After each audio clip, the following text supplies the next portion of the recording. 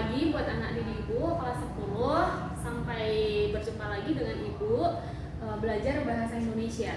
Nah, pertemuan kali ini kita akan belajar tentang teks eksposisi, menyambung video pembelajaran yang sebelumnya. Nah, sebelumnya sudah Ibu share di dalam classroom tentang teks eksposisi part 1. Nah, sekarang ini untuk part 2. Nah, part 1-nya kemarin kita mengenal apa itu eksposisi, kemudian ciri-cirinya apa, kemudian strukturnya apa, dan kaidah kebahasaannya juga sekilas sudah Ibu jelaskan di sana. Nah, kali ini untuk kaidah kebahasaannya kita lebih fokus kita pelajari pada pertemuan kali ini, seperti itu ya.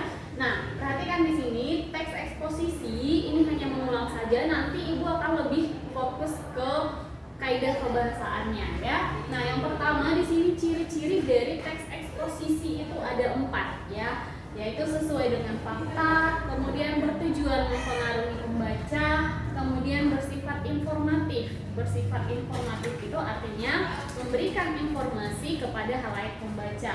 Yang keempat, penulisannya itu harus sesuai dengan PUEBI. PUEBI bukan EYD lagi ya, tetapi kita sudah memakai PUEBI, yaitu Pedoman Umum Ejaan Bahasa Indonesia, EBI bukan EYD lagi. Nah, untuk struktur teksnya ada 3.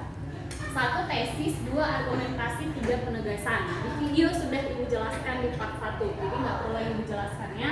Nah, kali ini kita masuk ke kaidah kebahasaan teksnya. Nah, jadi di setiap kita belajar tentang teks, yang kita pelajari itu sebenarnya hanya 3. Biasanya kita pelajari tentang pengertian dan ciri-ciri teks, kemudian kita pelajari tentang struktur teksnya juga, dan terakhir kaidah kebahasaan. Jadi kaidah kebahasaan setiap teks itu berbeda. Nah, kalau di bab 1 kemarin kita belajar teks laporan hasil observasi, sudah kita pelajari juga tentang cirinya, strukturnya, sama kaidahnya. Bab 2 kita masuk ke eksposisi, kita identifikasi apakah sama kaidah kebahasaan yang dipakai di dalam eksposisi dengan observasi. Begitu ya. Jadi nanti jadikan perbandingan di rumah, kira-kira sama atau beda. Nah, yang pertama, kalau di dalam eksposisi kaidah kebahasaan yang pertama menggunakan pronomina persona. Pronomina ada banyak ya, kata ganti. Ada kata ganti orang, kata ganti waktu, kata ganti penghubung, seperti itu. Nah, khusus di sini kita belajar nanti pronomina persona. Kalau persona berarti orang ya. Contohnya apa aja, Bu? Misalkan ada ia, aku, mereka, dan lain sebagainya. Itu adalah kata ganti persona, seperti itu. Yang kedua, menggunakan kata leksikal. Kata leksikal ini adalah kata yang sebenarnya dan sesuai dengan KBBI atau kamus.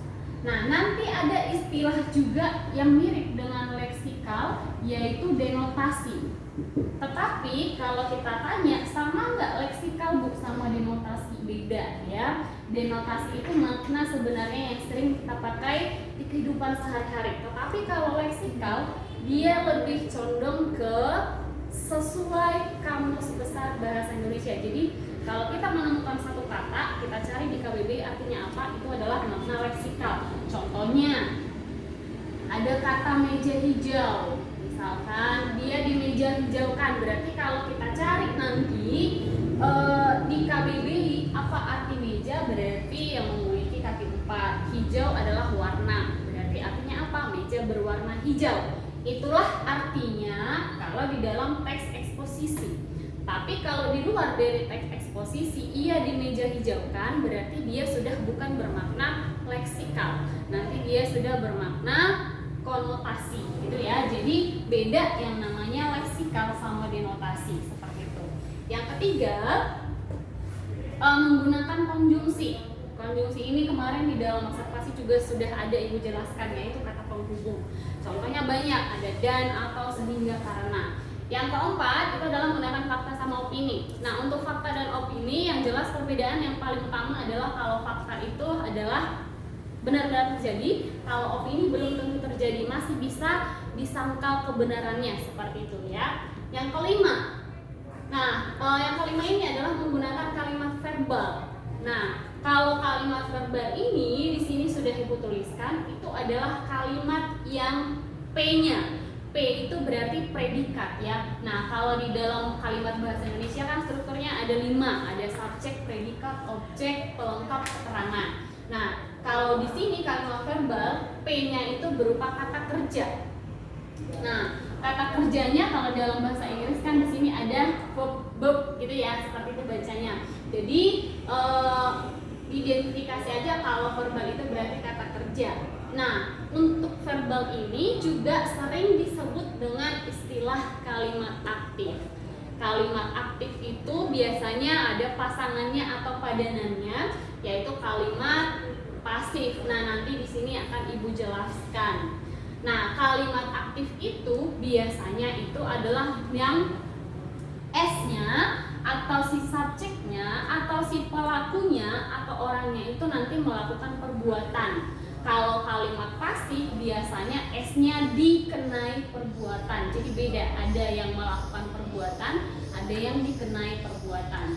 Nah, ciri yang keduanya biasanya juga kalimat aktif itu menggunakan awalan me atau ber, seperti itu. Sedangkan kalau kalimat pasif itu karena subjeknya dikenai perbuatan, biasanya dia menggunakan awalan di, seperti itu ya. Ini kalau kalimat pasif. Tapi kalau kalimat aktif dia awalannya me atau ber.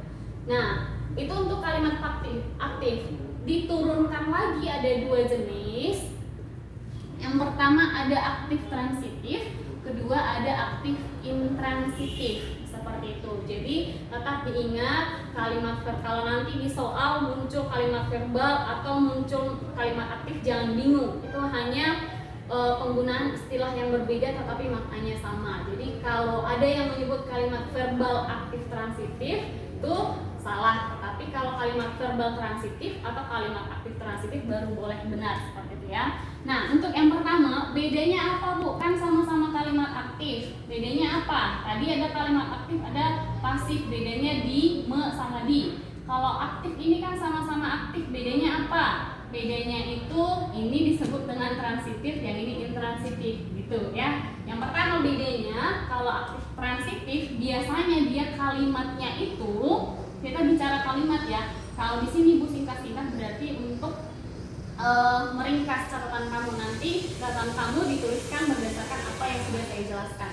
Nah, ciri yang pertama, kalimat aktif transitif itu biasanya membutuhkan objek. Seperti itu ya. Nah, kalau intransitif dia tidak memerlukan objek. Jadi, kan kembali lagi ya, pola kalimat itu kan ada S, P, O, K, atau ada juga di sini diganti dengan pelengkap. Objek sama pelengkap berbeda. Jadi, kalau di dalam kalimat aktif transitif polanya yang gimana Bu? 1, bisa berpola SPO atau bisa berpola SPOK. Seperti itu. Jadi unsur yang namanya objek ini wajib ada di dalam aktif transitif. Kalau intransitif dia tidak memerlukan objek. Jadi polanya bisa aja berpola. Yang pertama subjek predikat, objeknya tidak ada ya, itu bedanya. Yang kedua bisa berpola SP dan pelengkap. Kemudian yang ketiga, oh ya di sini O-nya tidak ada ya. Jadi S, P sama K. Karena objeknya tidak dibutuhkan di dalam intransitif begitu. Yang contohnya kita perhatikan dibuat di sini, misalkan ada kalimat pemerintah memberikan bantuan kepada warga miskin, misalkan. Jadi kalau kita identifikasi S-nya di sini pemerintah memberikan P, bantuan objek kepada warga K, seperti itu ya. Nah, jadi kalau kita identifikasi di sini sudah ada objek, berarti dia masuk ke kalimat aktif transitif. Kenapa dia disebut dengan kalimat aktif? Tadi menggunakan awalan me, berarti dia aktif. Kalau di, dia otomatis pasif, begitu ya, memenuhi kriteria. Nah, kalau untuk contoh yang intransitif, misalkan di sini dibuatkan Nizar menangis terseduh-seduh. Nah, kalau kita identifikasikan Nizarnya S, menangisnya P, terseduh-seduhnya pelengkap, tidak ada objek. Nah, perhatikan di sini, dia kalau misalkan ini juga kita hapus, berarti dia berpola SP. Sama-sama menggunakan awalan me. Di sini juga menggunakan awalan me, tetapi bedanya tidak ada objek. Di sini me-nya menggunakan objek, di sini imbuhan me-nya tapi tidak diikuti objek. Itu adalah intransitif. Kedua, ciri yang kedua, kalau aktif transitif itu bisa diubah ke kalimat pasif.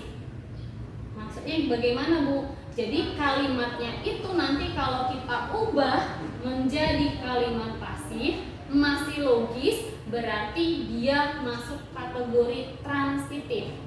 Tetapi kalau kalimatnya itu tidak bisa kita ubah ke kalimat pasif, dia masuk ke intransitif. Cara mengubah kalimat aktif ke kalimat pasif bagaimana, Bu? Tinggal diubah saja awalannya. Kalau misalnya tadi me diubah menjadi di, begitu ya. Contohnya kita ambil dari contoh yang pertama. Tadi di sini adalah memberikan. Kalau kita ubah menjadi kalimat pasif, jadinya o-nya maju ke depan ya. Jadi objeknya melakukan perbuatan, subjeknya dikenai perbuatan. Jadi berubah dari aktif jadi pasif. Jadi kalau kita ubah bantuannya tadinya di sini O jadi S, bantuan diberikan pemerintah kepada warga. Jadi dia sudah berubah ya. Tadinya di sini me, di sini di. Berarti kalau sudah di, dia menjadi kalimat pasif. Nah, kalau kita baca sekali lagi, bantuan diberikan pemerintah kepada warga, apakah logis? Masih ya, masih bisa diterima oleh akal dan maknanya juga sama. Hanya saja memiliki perbedaan di penggunaan awalan, tetapi masih logis, berarti ini adalah aktif transitif. Nah, tapi yang tidak bisa tuh bagaimana? Coba kalau ini tadi contoh yang ini kita ubah, tadi kan dia menggunakan awalan me juga. Kalau kita ubah misalnya tadi terseduh-seduhnya di depan, jadi menjadi S. Misalkan terseduh-seduh, Nizar menangis. Terseduh-seduh, oh ya menangis dulu ya, menangis Nizar. Nah di sini kan maknanya sudah agak-agak ambigu, tidak bisa diterima oleh akal lagi, sudah tidak logis.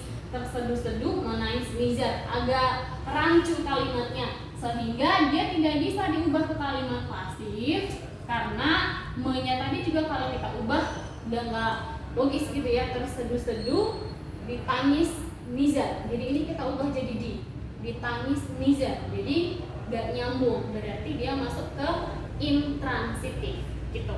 Nah yang ketiga, biasanya kalimat aktif intransitif itu biasanya ya nak ya.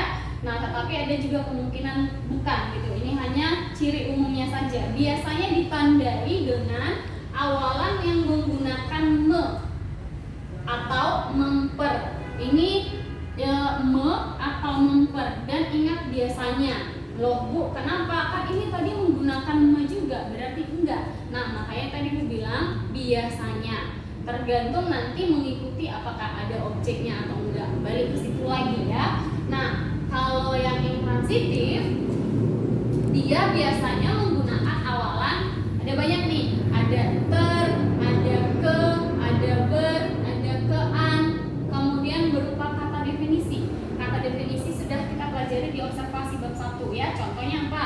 Ialah, adalah, merupakan, yaitu, yakni, dan lain sebagainya. Itu masuk kata definisi.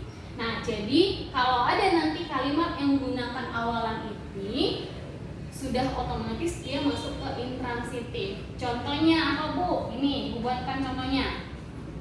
Andi tertawa terbahak-bahak. Nah berarti ada tertawa ter ya. Kalau ada ter berarti kalau ditanya dia aktif transitif atau in, berarti in, masuk pada ciri yang di sini ya, begitu. Nah kemudian kalimat kedua, ia kesepian, berarti ada awalan ke dan akhiran an, berarti dia masuk ke intransitif gitu ya. Jadi perlu dibedakan lagi atau dipahami lebih lanjut cara membedakan aktif transitif sama aktif intransitif itu bagaimana, begitu. Sampai di sini saja penjelasan Ibu. Kalau kamu kurang paham nanti silahkan dibaca bukunya, karena di bukunya juga sudah ada di sana penjelasan tentang aktif transitif sama intransitif beserta contoh-contohnya lebih lanjut dijelaskan di dalam buku seperti itu. Nah kalau masih ada yang kurang paham, boleh ditanya, nanti tanyanya di mana Bu? Di kolom komentar. Jangan japri melalui WA, tetapi di kolom komentar link di Classroom. Nah, sampai di sini aja penjelasan Ibu. Setelah ini nanti akan mengikuti ada penugasan dari Ibu. Silahkan tetap dipantau Google Classroom-nya seperti itu ya. Ibu akhiri dengan sebelum pembelajaran ini selesai, perlu Ibu ingatkan kembali untuk kalau mau mengikuti pembelajaran sahabat Ibu, yang pertama harus selalu mengisi absen dulu, kemudian ikuti pembelajaran, kemudian yang ketiga itu adalah pantau selalu notifikasi, karena biasanya setelah Ibu tampilkan video, notifikasi terkait penugasan pengumpulan catatan itu akan langsung Ibu sharing di dalam Classroom. Jadi tetap selalu pantau notifikasinya ya. Demikian penjelasan dari Ibu. Walaupun pembelajaran kita melalui daring karena virus COVID masih merajalela di negeri kita, tetapi perlu Ibu tekankan, belajarlah dengan yang serius supaya kamu bisa pintar atau mendapatkan nilai yang baik nanti ketika menerima rapor seperti itu ya. Tetap lakukan protokol kesehatan 5M, jaga jarak, pakai masker, cuci tangan, kurangi mobile dan lain sebagainya seperti itu. Nah, Ibu akhiri aja